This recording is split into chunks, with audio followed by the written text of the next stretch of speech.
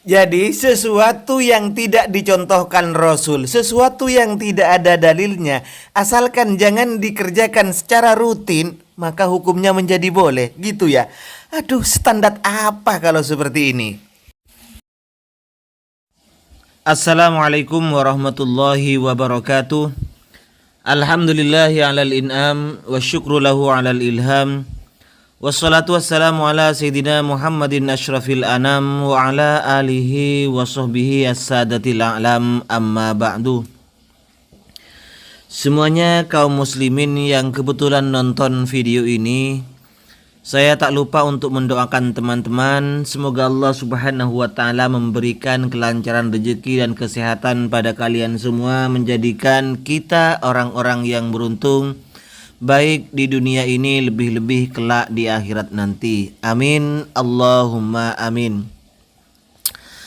Memang biasa ya, kadang-kadang orang-orang Wahabi itu selalu membanggakan Arab Saudi dengan ulama-ulamanya. Karena di Arab Saudi ini katanya sumber Islam dari sana, jadi masih belum campur, belum tercemar. Karena mereka begitu membanggakan ustadz-ustadz mereka yang alumni Arab Saudi. Namun ketika diungkapkan bahwa kebanyakan ustadz mereka di Indonesia ini berbeda pemahaman dengan ustadz-ustadz ya, dengan syekh-syekh dan ulama di Arab Saudi, mereka lain lagi bicaranya. Kami mengikuti Rasulullah Sallallahu Alaihi Wasallam, bukan taklid buta terhadap ulama. Karena ulama bisa saja salah. Kalau ulama bisa saja salah, ente pasti salah, alias jelas salah, pasti salah. Aduh, standarnya orang-orang Wahabi ini. Emang ada ulama yang mau menentang Rasulullah? Emang ada ulama yang mau menyelisihi Rasulullah? Ayo mikirlah bibi. Kalian saja yang itu kekeh mempertahankan kengonyolan Anda semuanya. Nah, sekarang kita bandingkan. Dalam satu kasus ini, Insinyur Muflih menyatakan bahwa ia memilih pendapat yang membid'ahkan. Tetapi di sisi lain, Syekh Sudais malah melakukannya. Kira-kira yang lebih kredibel, yang kita akui, siapa yang paling layak dijadikan rujukan itu Muflih apa Syekh Sudais? Ayo kita berpikir. Ini salah satu dari hal yang menurut sebagian ulama adalah bid'ah, tapi samar bagi kita. Ucapan Shadaqallahul Azim setelah membaca Al-Quran. Allahu lakum ayatihi la'allakum tahtadun. Sadaqallahul Azim. Ini pun juga bid'ah. Itu kalau disebutkan kepada masyarakat, mau bawa di khutbah Jumat, tidak panjang-panjang, cuman berkata, di zaman Nabi SAW ada sebagian sahabat yang membaca Al-Quran dan Nabi cuma mengatakan hasbuk, cukup. Pak Insinyur Muflih, sekarang ia juga seperti itu.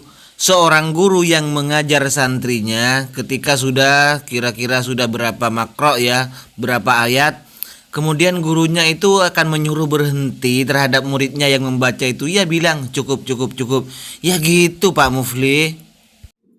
Dan Nabi tidak pernah mengajarkan Shadaqallahul Azim. Sehingga Shadaqallahul Azim itu adalah bid'ah. Oke, paham. Karena memang standar Anda dan kelompok Anda, apa yang tidak diajarkan Nabi, yang tidak dilakukan Nabi lebih tepatnya itu adalah bid'ah. Oke, lanjut. Insya Allah habis itu geger. Mungkin nanti setelah itu DKM didatangi oleh sebagian jamaah, terus bilang tolong ustadznya itu di blacklist.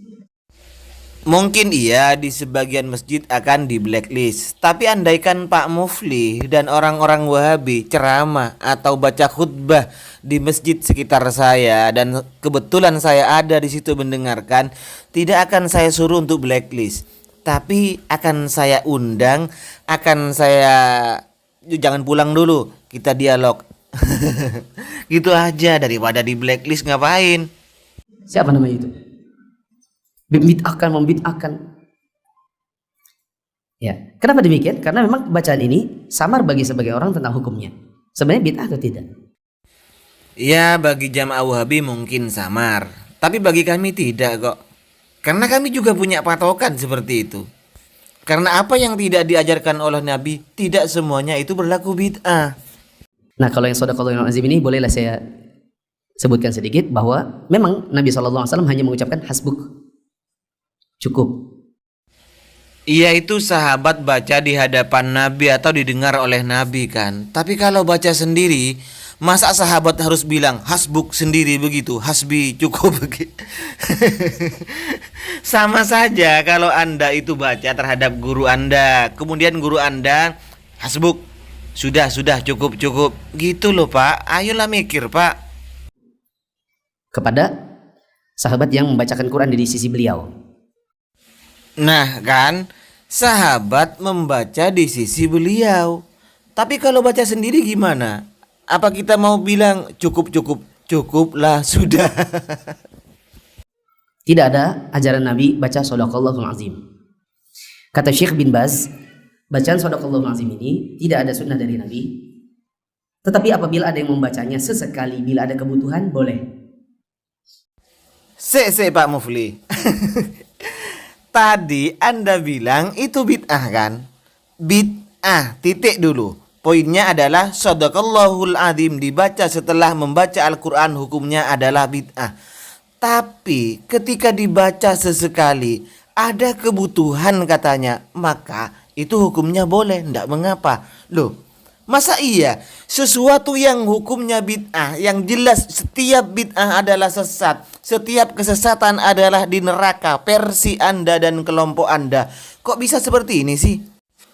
Jadi bid'ah sesuatu yang tidak ada dalilnya, sesuatu yang tidak dicontohkan oleh Nabi. Karena setiap bid'ah sesat, setiap kesesatan pasti di neraka. Tapi kalau dikerjakan sesekali maka menjadi boleh. Lucu ini semakin Pak, semakin lucu ini. Zikir berjamaah dipimpin oleh imam boleh kalau sesekali. Kunut subuh yang asalnya bid'ah boleh sesekali. Baca usolli yang bid'ah boleh sesekali, asalkan jangan rutin setiap sholat 5 waktu gitu ya Pak. Baca sholawat di sela-sela sholat tarawih boleh, asalkan jangan rutin-rutin. Begitu ya Pak. Sungguh aneh kaedah yang kalian pakai ini Pak Mufli. Sesuatu yang sudah jelas bid'ah, sesat, tapi dikerjakan sesekali. Aduh, malah boleh. Gimana sih ini? Jadi sesuatu yang sesat, asalkan jangan dijadikan rutinitas, maka hukumnya boleh begitu. Ya Allah. Nah, sekarang bagaimana dengan Syekh Sudais itu? Syekh Sudais ini rutin mengerjakan doa khatmil Quran setiap tanggal 29 Ramadan di dalam sholat. Ini tidak pernah dicontohkan oleh Rasulullah. Kita kembali ke kaidah antum ini Pak Mufli. Setiap yang tidak pernah dicontohkan oleh Rasulullah Sallallahu Alaihi Wasallam hukumnya adalah bid'ah. Setiap bid'ah adalah sesat. Setiap sesat adalah neraka. Tapi walaupun tidak dicontohkan oleh Nabi, walaupun sesat, asalkan tidak dijadikan rutinitas, boleh gitu loh.